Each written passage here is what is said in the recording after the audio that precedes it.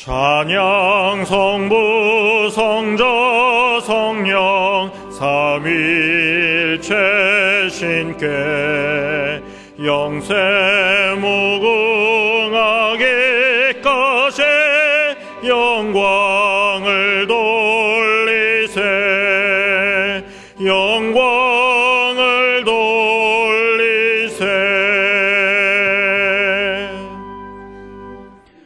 하나님은 한 분이시요 또 하나님과 사람 사이의 중보도 한 분이시니 곧 사람이신 그리스도 예수라. 그가 모든 사람을 위하여 자기를 속전으로 주셨으니 기약이 이르면 증거할 것이라.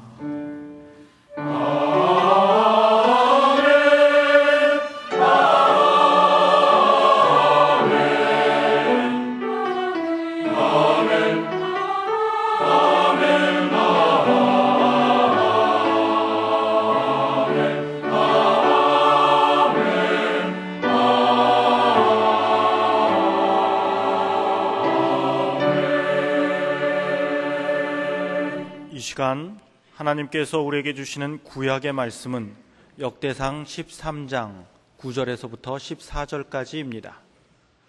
제가 가진 성경으로는 631쪽입니다. 역대상 13장 9절에서부터 14절까지입니다. 기돈의 타작마당에 이르러서는 소들이 뛰므로 웃사가 손을 펴서 궤를 붙들었더니 웃사가 손을 펴서 궤를 붙들물 인하여 여호와께서 진노하사 치심에 웃사가 거기 하나님 앞에서 죽으니라.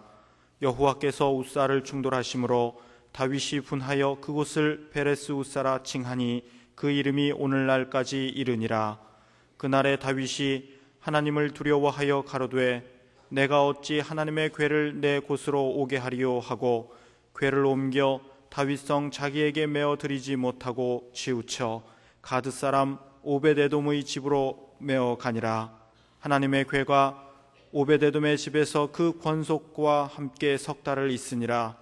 여호와께서 오베데돔의 집과 그 모든 소유에 복을 내리셨더라. 아멘. 주여 주신 말씀대로 살게 하소서. 살게 하소서.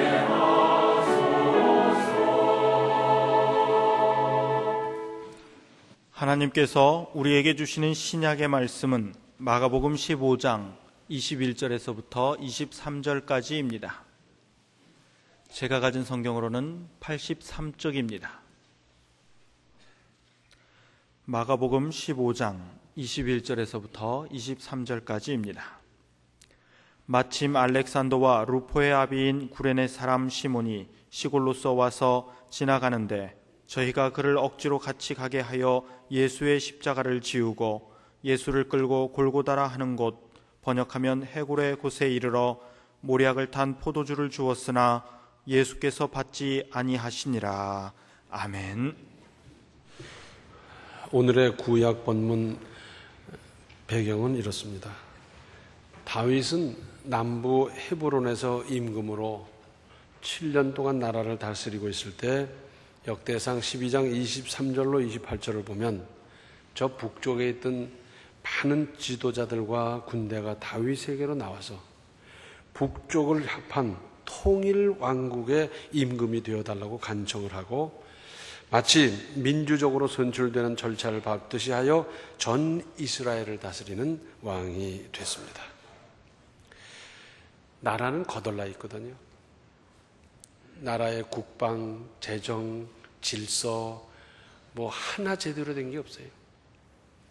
어디서부터 어떻게 손댈지를 모르는 그때 제일 먼저 한 일은 역대상 13장 1절로 4절에 다윗이 천부장과 백부장 곧 모든 장수로 더불어 의논하고 이스라엘의 온 회중에게 이르되 만일 너희가 선히 여기고 또 우리의 하나님 여호와께로 말미암았으면 우리가 이스라엘 온 땅에 남아있는 우리 형제와 또 저희와 함께 들어있는 성읍에 거하는 제사장과 레위 사람에게 보내어 저희를 우리에게로 모이게 하고 우리가 우리의 하나님의 궤를 옮겨오자 사올 때에는 우리가 궤 앞에서 묻지 아니하였느니라 하매 전에 블레셋에게 빼앗겨서 그냥 방치되어 버린 하나님의 법궤를 찾아다가 제자리에 모시자 하는 겁니다. 그것도 자기가 일방적으로 결정하는 것이 아니라 여러 사람의 의견을 종합하면서 의논껏 그렇게 했어요. 사울 때에는 하나님 임재의 상징인 이 법궤 앞에서 묻지를 않았더라는 겁니다. 거기서 하나님께 여쭤보고 그리고 하나님의 응답을 받으면서 나라도 운영하고 했어야 되는데 그걸 안 했다는 거죠. 이제는 모셔오고 우리가 그렇게 하자 하는 것 아니겠어요? 이어서 5절로 8절을 보면 이렇습니다. 이에 다윗이 애굽의 시홀 시내에서부터 하맛 어귀까지 온 이스라엘을 불러 모으고 기럇 여아림에서부터 하나님의 궤를 메어 오고자 할세 다윗이 온 이스라엘을 거느리고 바알라 곧 유다에 속한 기럇 여아림에 올라가서 여호와 하나님의 궤를 메어 오려 하니 이는 여호와께서 두 그룹 사이에 계심으로 그 이름으로 일컫는 궤라.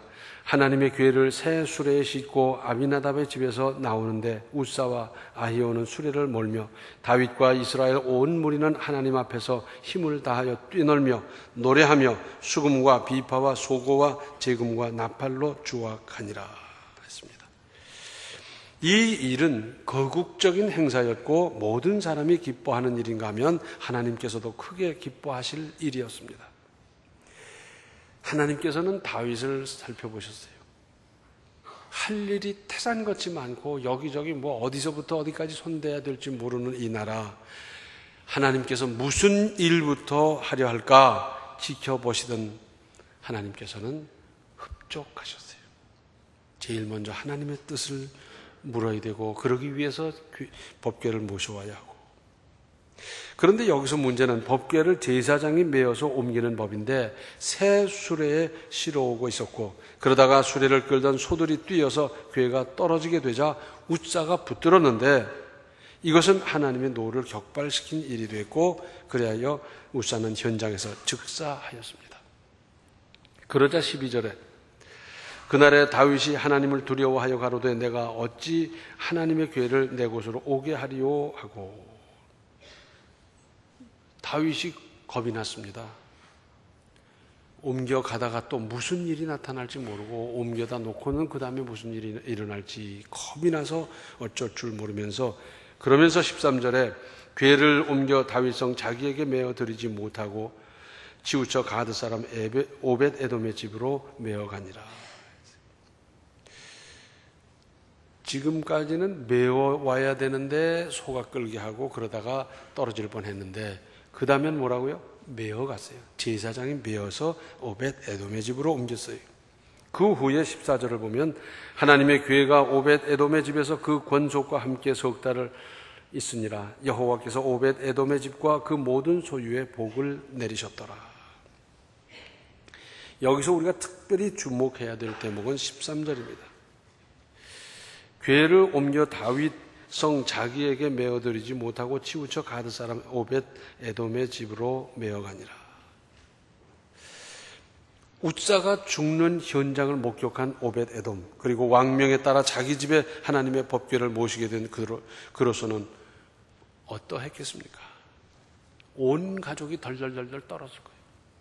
특별히 어린이들, 아기들 보고 그 근처에도 가지 마라, 손도 대지 마라, 자칫하면 죽는다 하면서 주의를 주고요. 어떻게 해야 할지 도무지 생각할 수도 없었을 겁니다. 왕명을 거역할 수 없어서 자기 집으로 모셔드리기는 했지만 함부로 손대는 것은 상상할 수도 없는 일이었고 혹 무슨 먼지라도 앉을세라 손질을 안 할 수도 없지만 자칫 목숨을 잃으면 어쩌나 하고요. 그 권속이 모두 얼마나 공포에 사로잡혀 지냈겠습니까? 밤잠을 잤겠습니까? 식욕이 있었겠습니까? 이 오벳 에돔이 혹 양치는 사람이었다고 하면 양을 치러 갈 마음이 생겨났겠습니까? 혹 농사를 짓는 사람이라고 하면 농사 지으러 나갈 마음이 생기겠습니까? 어떻게 할 줄을 모르고 쩔쩔맸습니다. 그러나 분명한 것은 오벳 에돔으로서는 어차피 자기가 하나님의 법궤를 돌보게 된 것, 정성껏 보살피며 돌봤을 것이고 하루 이틀이 지나면서 그 권속들은 조금씩 안심하면서 하나님의 법궤가 하나님의 임재의 상징인 만큼 하나님께서 자기 집에 함께 하신다는 확신과 감사가 커가고 있었을 겁니다. 맞아. 하나님 임재니까. 임마누엘, 하나님께서 우리 집에 오셨고 함께 하시고 있지 않느냐. 문제는 웃사는 하나님의 법궤가 땅에 떨어지지 않도록 붙들었다가 죽임을 당했습니다. 이게 무슨 잘못입니까? 이 부분에 대해서 여러 학자들의 학설이 분분하지만 딱 부러지게 이해하기 힘듭니다. 떨어지지 않게 하기 위해서 붙들었는데 만약에 떨어져서 깨적이라도 한다면, 무슨 흠집이라도 생긴다면 뭐 그렇게 좋은 일이겠어요? 붙들었는데 죽었어요. 저도 이해가 안 돼요. 그래서 나중에 하나님 앞에 가면 꼭 여쭤보려고 그래요. 제가 생각할 때는 아무 잘못도 없는 것 같은데 거기서 그렇게 벌을 내리시면 어떡하는 겁니까? 거기에 하나님의 뜻은 있었습니까? 어떤 뜻이었습니까? 여쭤볼 거예요. 또 하나 14절에 하나님의 교회가 오벳 에돔의 집에서 그 권속과 함께 석 달을 있으니라. 여호와께서 오벳 에돔의 집과 그 모든 소유의 복을 내리셨더라. 왜 석 달이 있었겠습니까? 이게 중요해요. 석 달 동안에 오벳 에돔의 집과 소유의 복을 주셨다 그랬어요. 여기 집이란 말은 패밀리, 즉 가족 전체, 권속을 뜻합니다. 앞에도 권속이란 말이 나왔어요. 이 권속이란 말이 참 좋아요. 그래서 구역 식구가 아니라 구역 권속, 그렇게 말을 하는 게 좋죠. 이 권속이란 말은 그 범위 안에 속해 있는 사람, 말하자면 종이라든지 뭐 지나다 들른 사람까지 전부를 말하는 거고, 이것은 가솔이라는 우리말이 있어요. 가솔이란 이 같은 말인데, 오벳 에돔뿐만 아니라 그 자녀뿐만 아니라 그 손주가 있는지는 모르겠습니다만은 거기 함께 일했던 종이나 지나다 들른 사람, 이런 사람까지 다 복을 받았다는 것이고요. 그 복은 앓던 사람이 건강해진다든지 자손이 번영한다든지 순산을 했다든지 여러 가지 있겠고, 소유의 복을 주셨다는 뜻은 넉넉해지고 건강하고 풍성한 은혜 아니겠습니까? 양이 새끼를 낳더니 다른 때는 2마리 낳던 게 10마리를 낳고요. 또 낳자마자 뭐 몇 마리는 죽었는데 죽는 일도 없고요. 소도 그렇고 농작물도 농사 짓는데 비료 한 점 안 줬지만은 얼마나 풍성하게 잘 자라는지 굉장했어요. 그런데 왜 3개월 거기다 뒀겠어요? 5개월도 6개월도 2년도 둘 수 있는데. 오벳 에돔의 집에 그 법궤를 맡겨놓고 주변에서는 관찰을 했거든요. 그런데 보니까 사람도 소유도 복을 받고 풍성해지고 윤택해지고 막 그런 모습을 보면서 이제는 옮겨가야 되겠다, 그 생각을 한 것 같아요. 얼떨결에 왕명의 강제에 의해서 공포에 질려 하나님의 법궤를 맡아 돌보게 되었는데 결과는 상상도 못한 엄청난 하나님의 은혜와 복이었습니다. 또 오늘의 신약 본문 상황은 이렇습니다. 십자가형을 받은 죄수는 자기가 달릴 십자가를 지고 형장으로 가는 법이었으므로 예수께서도 빌라도의 재판석에서부터 십자가를 지고 형장을 향해 떠나셨습니다. 그런데 예수님은 여러 날에 걸친 굶주림, 십자가를 눈앞에 둔 처절한 고뇌, 간밤의 철야신문, 뼈아픈 고문 등으로 기력이 극도로 쇠약해지셔서 그 무거운 십자가를 지고 가시다가 여러 번 쓰러지시는 모습을 본 로마 군병들이 바로 그 옆에서 안쓰럽게 주목하고 있는 시몬에게 억지로 예수님의 십자가를 대신 지게 했습니다. 성지에 가면 예수께서 십자가를 지시고 떠나신 빌라도의 재판석에서부터 골고다 언덕까지 그 고난의 길을 비아 돌로로사라고 그러는데, 이 길을 예수께서 가시다가 힘에 겨워서 멈춰 서셨던 지점이 14곳이라고 그럽니다. 또 구레네 사람 시몬을 만나 그에게 십자가를 넘겨준 곳은 제5지점이라고 하는데, 예수께서는 십자가를 넘겨주시고도 가다 멈춰서서 숨을 돌려야 하는 지칠 대로 지치신, 쓰러지기 직전의 한계 상황이었습니다. 툭 치면 쓰러졌을 거예요. 한편 시몬의 고향 구레네는 당시 북아프리카의 중요한 항구 도시였고 오늘날의 트리폴리라고 합니다. 당시 거기에는 유대인들이 많이 살고 있었는데 거기서부터 절기를 지키러 예루살렘에 왔던 시몬, 불시에 사형수의 십자가를 대신 졌던 사람, 기분 좋은 일이 아닙니다. 그렇잖아요. 극악 무도한 사람을 십자가의 형에 처하는데 극악 무도한 사람이 져야 될 십자가를 진다는 게 뭐 그렇게 재미난 일이겠어요?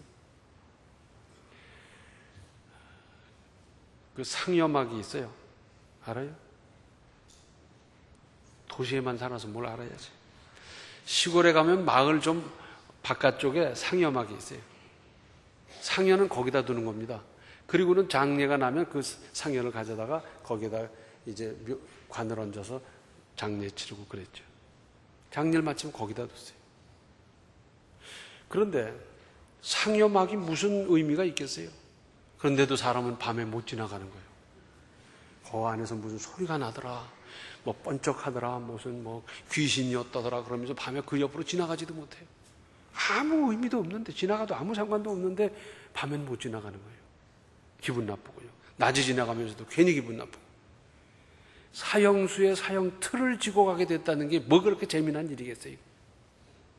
그러나 그는 나중에 그리스도인이 되었고 또 감독으로 크게 활동하다가 세상을 마쳤는데 혹 순교했다는 전설도 있습니다.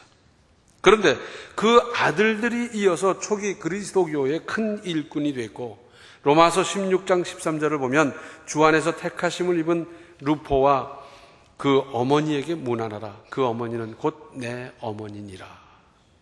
이 루포의 어머니가 곧 구레네 시몬의 부인이었는데 위대한 사도 바울이 내 어머니다 라고 할 만큼 믿음과 인격으로 당시 많은 사람의 존경을 크게 받았음을 알 수 있습니다.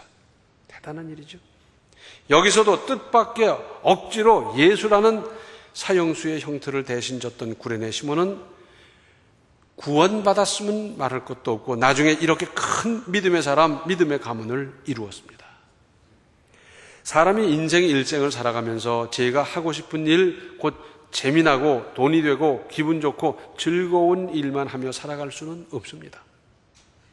혹 별로 마음에 안 내켜도 해야 할 일이 있고 내 취향이나 정서에 반대가 되는 일도 해야 하는 경우도 있습니다. 아니, 몹시 하기 싫은 일을 해야 하는 수도 있습니다. 이런 걸 억지라 그러잖아요. 억지는 내 의견과 관계없는 혹은 반대되는 그런 일. 그런데 우리 속담에 억지가 사촌보다 낫다 그러지 않습니까? 혹 어떤 사람이 물에 뛰어들어 자살하려고 그러는데 뜯어 말리다가 안 되니까 내 자유인데 뭘 그러냐 그러면 내버려 두겠어요? 그래서 죽었다 그러면 내버려둔 그 사람도 형법에 처벌을 받게 돼 있어요. 그때는 힘써서 말려야 됩니다. 사람이 그렇잖아요. 욱하고 그때 그랬는데 그때를 넘기고 났더니 그런 대로 또 살아가는 거예요. 나중에 그때 나를 말리지 않았더라면 나는 그때 죽고 지옥 가고 말았을 터인데 그때 그렇게 힘써 말려주셔서 고맙다. 이런 말이 나올 수 있지 않습니까? 저도 이 비슷한 경험을 했거든요. 그래서 막 온몸으로 틀어맞고 막 별짓을 다 했는데 간신히 그렇게 해서 이제 중지시켜 놨어요. 그런데 그 이튿날 온몸이 쑤시고 아프고 막 이게 왜 그럴까? 내가 그런 일이 없는데 이상하다 그러고 봤더니 어저께 그냥 그걸 하다가 보니까 그렇게 그냥 몸살같이 그렇게 되더라고요. 우리나라 그리스도인들은 하나님의 복받기를 그렇게도 갈망하면서 정작 복받을 행동은 얼마나 하고 있습니까? 제가 신학하기 훨씬 전에 산 집회에 갔더랬어요. 그랬더니 그 집회를 인도하는 분이 외부 강사를 소개하면서 이제 말씀 마친 다음에 그러는 거예요. 이분은 물질의 복을 많이 받은 분이다. 그리고 이분이 기도하고 그 기도를 받은 사람은 물질의 복을 많이 받는다. 이제 이분이 기도할 터인데 이 기도를 받을 사람들은 그 자리에서 일어서고 눈을 감고 기도에 함께 하자. 그때 호기심이 생겨가지고 탁 봤어요. 봤더니 앉아있는 사람 한 사람도 없어요. 전부 일어나서 그 기도 받고 큰 물질의 복 받겠다고 그러더라고요. 거듭 말씀드립니다.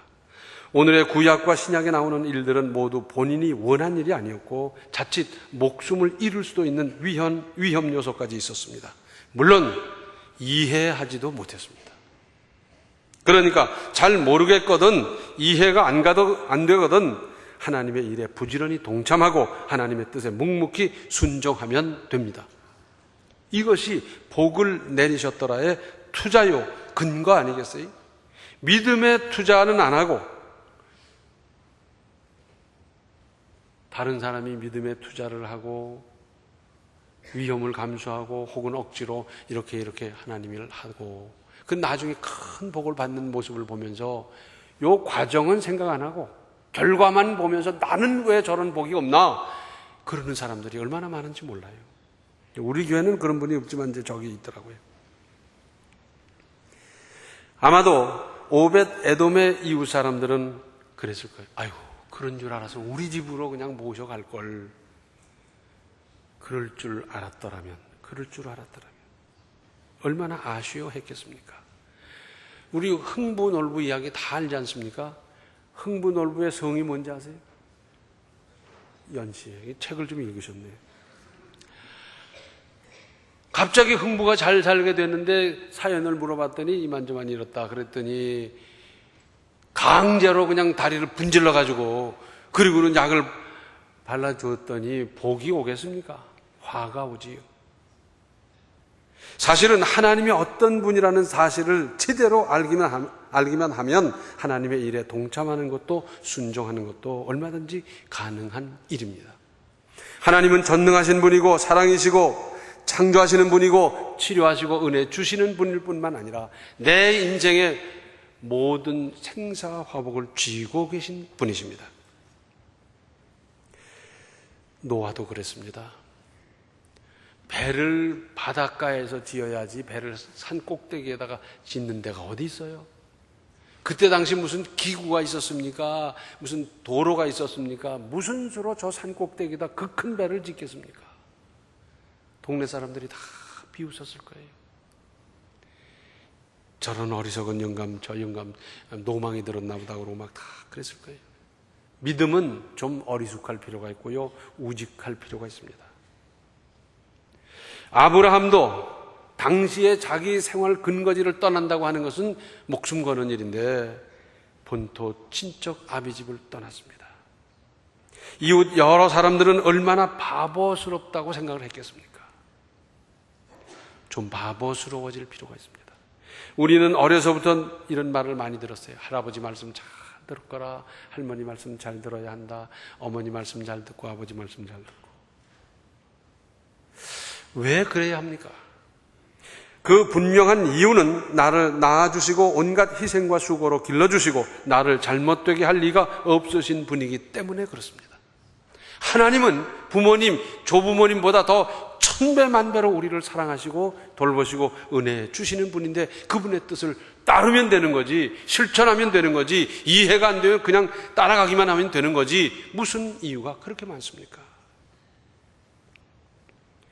구레네 시몬이 그 십자가 형틀을 지고 가는 게 싫어서 죽어도 못하겠다고 했더라면 혹 로마 군병으로부터 호된 매를 맞으면서 십자가를 안 질 수도 있었을지 모르지만 그의 수고는 바로 주님을 위한 수고였습니다. 주님을 위한 수고. 갈라디아서 6장 17절을 보면 이후로는 나를 괴롭게 말라 내가 내 몸에 예수의 흔적을 가졌노라. 이 부분을 개정판으로는 예수의 상처 자국을 지고 다닙니다. 그랬어요. 바울은 하나님의 일을 하는데 늘 도전을 받았어요. 네가 무슨 사도냐? 사도는 12사도가 사도지 무슨 사도라 그러냐? 그런데 분명한 것은 하나님께서 그를 사도로 임명하셨고 그렇게 쓰셨거든요. 사실은 12사도보다 더 일을 많이 했지 않습니까? 그래서 바울 서신을 읽어보면 꼭 앞부분에 그래요. 하나님의 사도로 부름받은 바울은 그렇게 쭉 쓰잖아요. 그러면서 갈라디아서 6장 17절의 말씀은 이제 나를 더 이상 괴롭히지 말라는 거예요. 왜? 내가 내 몸에 예수의 흔적을 가졌으니까. 예수의 상처 자국을 지고 다니니까. 혹 예수님으로 말미암아 고문을 당해서 걸어가다 보면 쿡쿡 쑤시기도 하고 순복순복한 것이 있는데 이것이 예수님의 흔적으로 알아서 주여 주여 주님께서 고난당한 그 고난에 내가 조금이나마 동참하고 있습니다 하면서 이 흔적을 상처 자국을 지고 다닌다는 겁니다. 이것이 바울에게 있어서는 상급이요 훈장이었습니다. 우리는 얼마만한 주님을 위한 상처 또는 흔적을 가지고 있습니까? 인생은 어차피 내 의사와 상관없이 시작되었고 그렇게 길들여져 가는 겁니다.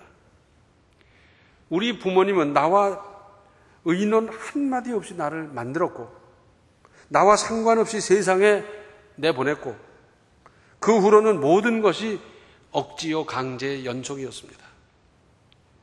아기를 씻길 때 물어보고 씻겼어요? 너 지금 목욕할 때니까 목욕해야 되겠는데 너 어떻게 생각하냐? 그래? 없지요. 씻겨야 된다. 그럼 부모님의 판단이고 아기에게 있어서는 지금은 막 한참 옹알이하고 놀아야 될 텐데 씻길 수도 있잖아요. 먹이는 건 어떻습니까? 배고프다고 표현할 때 먹이십니까? 부모 생각에 먹여야 될 때다 하니까 먹이는 거예요. 지금은 꼭 자고 싶은데도 그냥 깨워서 먹이잖아요. 또는 옷을 갈아입힌다든지 등등. 우리가 학교 갈 때는 어떻게 갔습니까? 내가 학교 가고 싶어서 밤잠을 설쳤습니까? 부모님이 가라 그러니까 갔지. 뭐 학교 알고나 갔어요? 가다 보니까 배우고 그랬는데 이런 억지와 강제에 대해서 적응하고 훈련되고 익숙해지면서 그것이 생활화되는 것이고 선의의 강제요 이것이 몸에 익어가면서 유익한 습관이 되고 반듯한 인격이 되어가는 겁니다. 예방주사도 그렇잖아요. 애기들 예방주사 맞으려면 얼마나 힘들어요. 그죠? 하얀 옷 입은 사람만 봐도 울어 막. 그래서 소아과 의사들이 막 알록달록한 걸 입고 막 그런다 그래요. 물어보고 놓는 게 아니에요. 막 울더라도 이건 맞아야 돼 하면서 예방주사를 맞췄더랬습니다.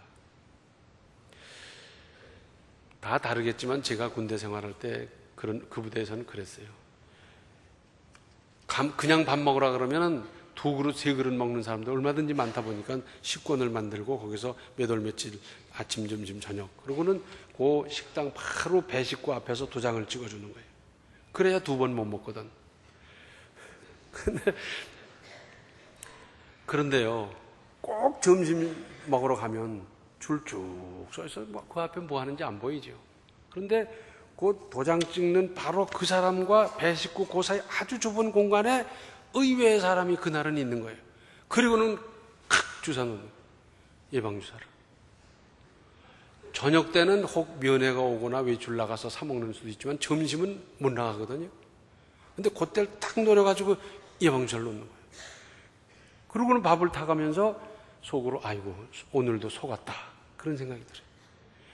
그런데 보세요. 예방주사를 맞아라. 그럼 맞는 사람 많을 거예요. 그죠?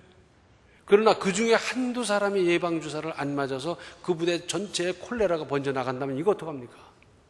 그래서 빠짐없이 맞게 하려니까 있는 대로 머리를 써가지고 그렇게 해서 강제로 칵 주사 놓고 그래서 전체가 맞도록 그런 일이 있었어요. 큰 믿음이 되려면 모험이라는 교육 과정이 따릅니다. 아무렇게나 믿고 슬슬 믿고 적당히 믿고 그런다면 이런 과정 필요도 없고요. 하나님이 그런 과정 부여하지도 않으셔요. 큰 믿음이 되려면 모험하는 교육 과정이 필요합니다. 사람의 일은 강제 또는 억지가 그야말로 좋지 못한 결과 반발 등으로 나타날 수 있지만 하나님 일에 동참하고 하나님의 뜻에 순종하면 여호와께서 오벳 에돔의 집과 그 모든 소유의 복을 내주셨더란 이 역사가 일어날 수 있습니다. 나에게도 일어날 수 있고 우리 집에도 일어날 수 있어요. 이제 집에 가시거든 역대상 13장을 자세히 읽어보시고 꼭 마지막을 이렇게 읽으시기 바랍니다. 자기 이름을 집어넣어요. 그래서 여호와께서 홍길동의 집과 모든 소유의 복을 내리셨더라. 하나님이 주시는 복은 멋진 겁니다. 사람이 주는 혜택에는 언제나 조건이 붙고 뭐 이상한 게 붙기 쉽지만 하나님께서 주시는 은혜는 그런 게 전혀 없어요. 여호와께서 홍길동의 집과 그 모든 소유의 복을 내리셨더라. 이 복을 사모하고 받고 누리며 아름다운 인생을 건설해 가시기 바랍니다. 기도하시겠습니다. 은혜로우신 아버지 하나님, 하나님께서는 큰 복을 주시려고 힘든 일을 부과했을 때 저희들은 회피하고 도망가고 별짓을 다 했더랬습니다. 오벳 에돔을 사랑하셨던 주님, 구레네 시몬에게 큰 은혜를 주시려고 그렇게 역사하셨던 주님, 이해가 안 되어도 저희들은 하나님의 일에 적극 동참하고 이해가 안 되어도 순종하면서 오벳 에돔이 받았던, 구레네 시몬이 받았던 이 큰 은혜, 그보다 더 큰 은혜를 받으며 누리며 사는 우리의 삶이 되게 하여 주시옵소서. 예수님의 이름 받들어 간절히 기도하옵나이다. 아멘. 어려운 하나님의 일에 믿음으로 동참하는 기회를 잘 붙잡으십시오. 지금은 생명의 주 예수 그리스도의 은혜와 하나님 우리 아버지의 극진하신 사랑과 성령의 감화, 감동, 충만, 교통하심이 억지로라도 하나님의 일에 동참하고 순종하며 큰 은혜를 사모하는 모든 성도들 머리 위에 이제로부터 영원토록 함께 계시기를 간절히 축원하옵나이다. 아멘. 영광과 존귀를 두고록